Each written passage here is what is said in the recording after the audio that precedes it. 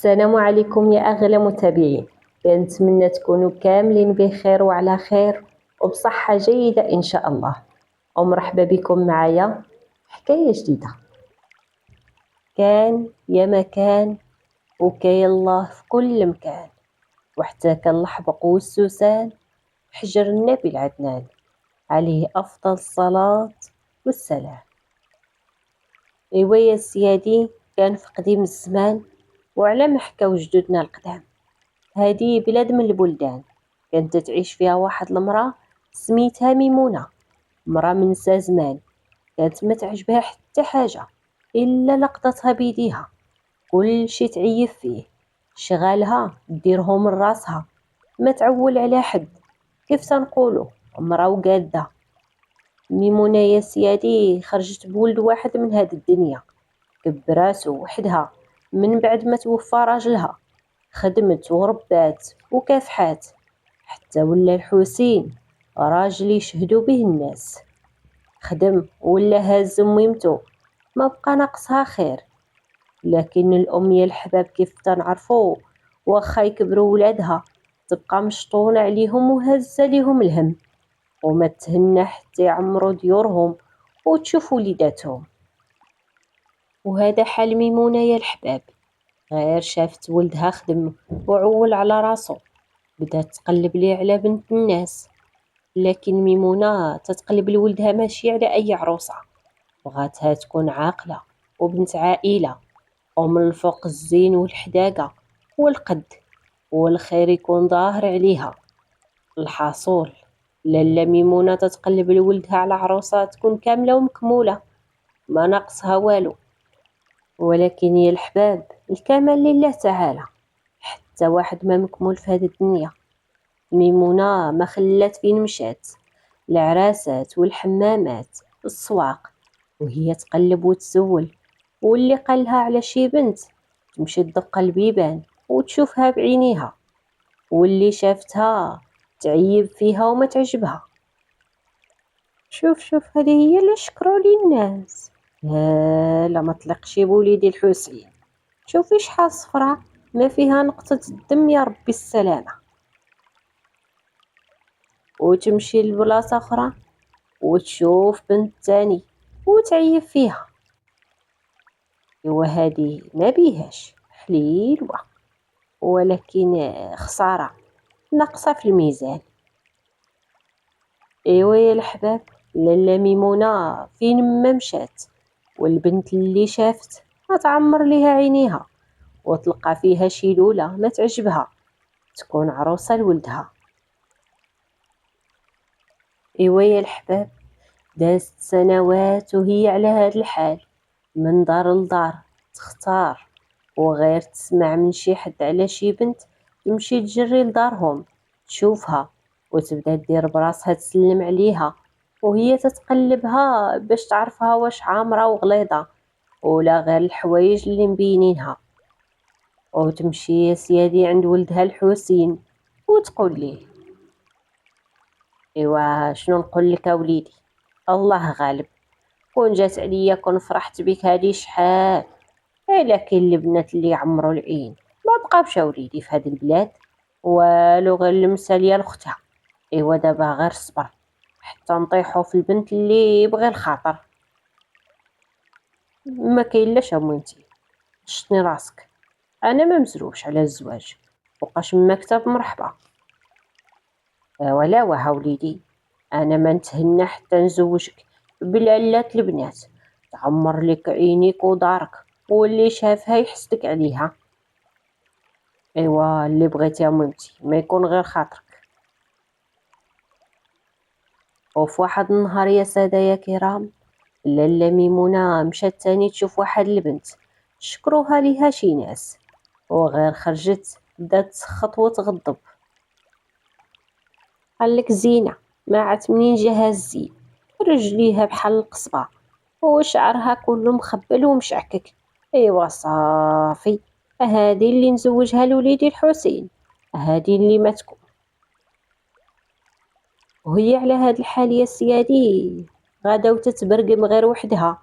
من تحت لسانها صادفت واحد المراه معرفة قديمة من هادي شحال ما شفتها. لاله ميمونة، ياك لاباس؟ مالك غير غادا وتهضري وحدك؟ دزت محدك وكاع ما شتيني. اهلا لاله رقية، كيف دايرة وكيف داير مولا دارك؟ ولا لاباس لاباس الحمد لله. ما جاوبتينيش، شفتك غضبانة وتدوي غير بوحدك، ياك ما كاين باس؟ ايوا غير سكتي يا رقية، انا طبت وعييت، والمرة اللي بغي الخاطر لوليدي الحسين ما لقيت. اللي نمشي نشوفها نلقى فيها شي عيب ولا لولا، تقولي هاد البلاد ما بقى فيها الزين. ايوا سبحان الله يا ميمونة، ربي لاقاني بك هاد النهار من بعد سنين ما تشوفنا، وانتي نيتك صافية، ربي تيبغيك اللي حطني اليوم في طريقك. كيفاش؟ ياك ما تتعرفي شي بنت توريها ليا؟ هي علمك الله على ما كاين. شحال وانتي تتقلبي مشيتي شفتي بنت اختي السعدية؟ الله يا رقية، على السعدية عندها شي بنت للزواج؟ والله يا صحيبتي ما كان في خباري. ايوا كنت شوفيها يا لاله ميمونة، البنت ما شاء الله عليها ملك فوق الارض، الوجه مدور والخدود مورده والبياض بحال الثلج. ونزيدك على هادشي، الحداقة تبارك الله عليها حطها على الجرح يبرى، وبنت عائلة مربية ما تخرج ما تشوف الشمس، تشبه خالتها، الله يحفظها ويحضرني في عرسها. ايوا يا السامعين، كيف تيقولوا ناس زمان، شكون شكر العروسة، امها ولا خالتها؟ ايوا رقية بقات تشكر في بنت اختها، حتى ولات لاله ميمونة تمنى غير شوفتها، ضربت على يديها وقالت: الله يا صاحبتي، شحال راني بوها ليا، كيفاش ما عندي ليها الخبار، وفين كانت غايبه عليا، وانا شحال وانا نقلب لوليدي الحسين على شي عروسه بحال هكا. ايوا حتى دابا مازال الحال عليا، وغدا في الصباح نمشي لعندو. ايوا غير زربي راسك قبل ما يسبقوك ليها، ونيت تشوفي البنت على طبيعتها. ايوا يا الحباب، مشات لاله ميمونه فحالها لدارها، اما رقيه ديك الساعه دازت عند اختها علماتها توجد بنتها لغدا في الصباح باش تشوفها لاله ميمونه. ما هي شكراتها وقالت تشبه لخالتها، ولكن يا سيادي الحقيقه غير هادشي كامل. ايوا من غدا صبحت لاله ميمونه دار السعديه، موت البنت داروا براسهم ما على بالهم حتى شي حاجه، حيت وصاتها اختها من قبل، فرحوا بيها وخصوصا من يعرفوا سبب مجيتها. مرحبا مرحبا والف مرحبا بلاله ميمونه، زارتنا البركه. الله يكبر بك الله يكبر بك اختي السعديه. ومن تما دخلوها لبيت الضياف، سدوا السراجم، وكان الضيوف داك البيت قليل، قالوا زعما ما يبغيوش الشمس باش البنت ما تكحال، ولكن هي كانت طاليه وجهها ومخبيه عيوبها باش تبان بيضة. وغير دخلت لاله ميمونه جلست، جات سلمت عليها البنت، وميمونه كيف عادتها بقات طول فيها الشوفه وشداتها من دراعها، بانت ليها عامره، وقالت مع خاطرها: ايوا ما كذبت شي خالتها، البنت بيضة وحتى في القد تبارك الله عامره، ايوا هذه هي اللي تصلح لوليدي الحوسي. ومن تما يا سيادي جلست البنت حاضره راسها وما تكلمت حتى بكلمه، حدها قالت ليها: مرحبا بك خالتي. اترحب بك الجنه يا بنيتي، تبارك الله تبارك الله. ايوا يا الحباب، لاله ميمونه ما حيدت عينيها على البنت وهي تبحلق فيها وتشوف، ومن تما وهي تلفت عندها امها وقالت ليها: نوضي يا بنيتي صايبي لينا شي سنيه داتي، وخليني أنا وخالتك ميمونة نتحدثوا شوية. وهذا ما كان يا سادة يا كرام. خرجت البنت تتمايل في مشيتها وتتبان عليها ما شاء الله طويلة وعامرة، ولكن في الحقيقة يا الحباب كل ما فيها مزور. كانت لابسة طالو باش تبان طويلة، أما لباسها تكون لبست حوايجها كاملين، وزادت عمرت جنابها بالصوف باش تبان مربوحة القد وتعجب لاله ميمونة اللي ما تعجبها حتى حاجة. وهي تتكلم ميمونة وبدات الحديث وقالت: ايوا شنو نقول لك السعدية، بنتك تبارك الله عليها عجباتني، وبغيتي الا قبلتيو عليا نخطبها لوليدي الحسين. الصراحة ما كنت نعرف باللي عندك شي بنت، ولا كون جيت عندها هادي شحال ما نضيع الوقت. مرحبا مرحبا لاله ميمونة، نهار كبير هذا، وشكون اللي ما يبغي يتناسب معاك؟ غير هو هادشي خليه بيننا وبينك، ما تقوليها لحد.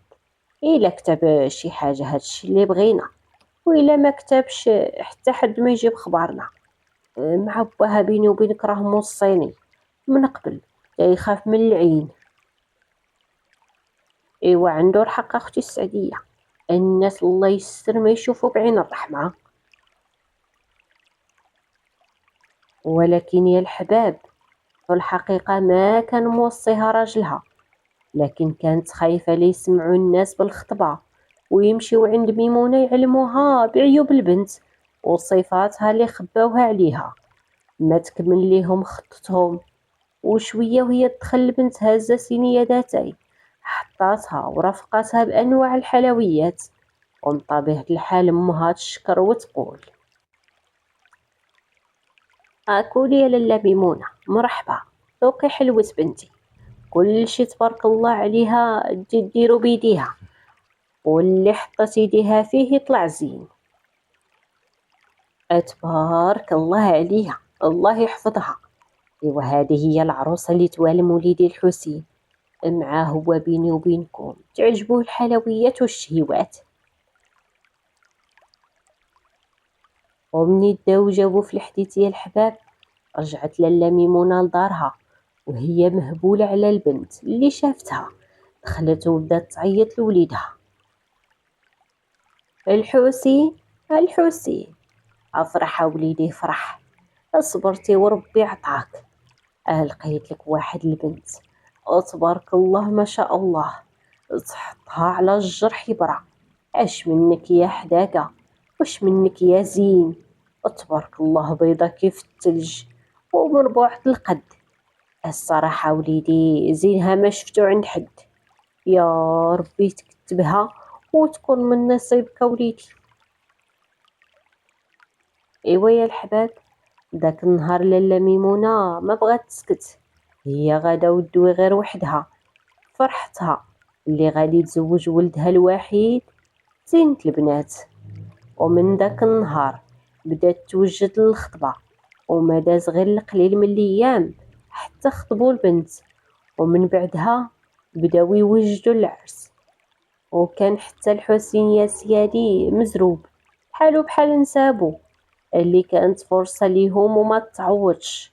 وحتى من تشراط ما تشرطوا على بنتهم، دغيا زربوا وكتبوا كتابهم وروحوا العروسة لدارها مغطية راسها. كيف تتعرفوا كيف كانوا يديروا ناس زمان يا الحباب؟ دخلت العروسة لبيتها وسدت بابها، وفي الغد من عادتهم يديروا حفلة دار العريس يحضروا فيها الحباب والجيران. وهذا ما كان. الغد تجمعوا الحباب والجيران، وجات امها وخالتها دخلوا لعندها، لبسوا العروسه ديالهم وزينوها يوجدوها باش يبرزوها، وخرجوها بالصلاة على النبي والزغاريت. وغير جلست العروسه وشافتها لاله ميمونه، شهقت المسكينه شهقه وحده وشداتها الدوخه، وما صدقت داكشي اللي تتشوف بعينيها، مع المستور يا سيادي والمخبي بان. وداكشي اللي شافت بعينيها كله كان مزور، ما بان ليها لا زين ولا قد، غير فحال قصبة لابسها قفطان، لا زين ولا عينين ولا حجبان. ميمونة يا الحباب شدت فراسها، مع راكم عارفين غشوها، بدات كتهضر غير وحدها وتقول: الله يا ربي، اش هادشي؟ فين داك الغلط؟ فين مشى؟ راني زعما شفتها بعينيا. لا لا، وقيلا راني ما شفتش مزيان. وتبدا تحك في عينيها من تاني وتزيد تحقق في شوفتها، حتى تأكدت باللي نسابها ضحكوا عليها.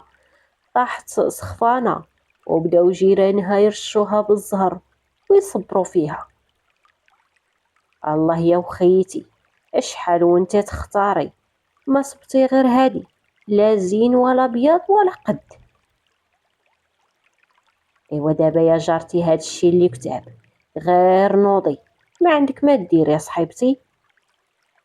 لالا ميمونة يا سيادي كون صابت ديك الساعة الأرض تشق وتبلعها وما تشوف هادشي بعينيها. ما رضاتش قدام الجيران والحباب والشمتة اللي شمتوها، كاين اللي كيصبرها وكاين اللي كيتغامز عليها وشامت فيها. ميمونة عرفت منين جات دقتها، من عند خالة العروسة اللي شكراتها. تلفتت عندها تلقاها فرحانة وناشطة وما هياش في داك العالم، وما مسوقة لداك الشي اللي دارت ولا الكذبة اللي كذبات. ايوا يا الحباب، لالا ميمونة ما صابت ما دير، حصله وحصلت فيها. وكيف تيقول المثل: اللي تيعزلو تيختار تيطيح فيها نيشان. وهذا ما جرى ليها المسكينة، داوزت عامين هي تعزل وتختار في بنات الناس، وحتى وحدة ما عمرت ليها عينيها. راكم عارفين زمان كانت مت العريس هي اللي تختار لولدها العروسة اللي تعجبها. العريس ما يشوف مرتو حتى نهار عرسها. ايوا عروستنا يا سادة كرام في هاد الحكاية كانت كلها مزورة من راسها حتى لرجليها. ولالا ميمونة واخا عيات تعزل وتختار، طاحت بنت المختار وحمدت الله وشكراته لأنها هي اللي عزلتها بيديها. وأنا يا سيادي حكايتي وصلت لنهايتها، نتمنى تكون نالت إعجابكم، وما تنسونيش من اللايكات والتعاليق الزوينة ديالكم اللي ديما تفرحني وتشجعني على نشر المزيد. شكرا لكم من القلب، نتلاقاو إن شاء الله في حكاية جديدة. خليت لكم الراحة وفي أمان الله.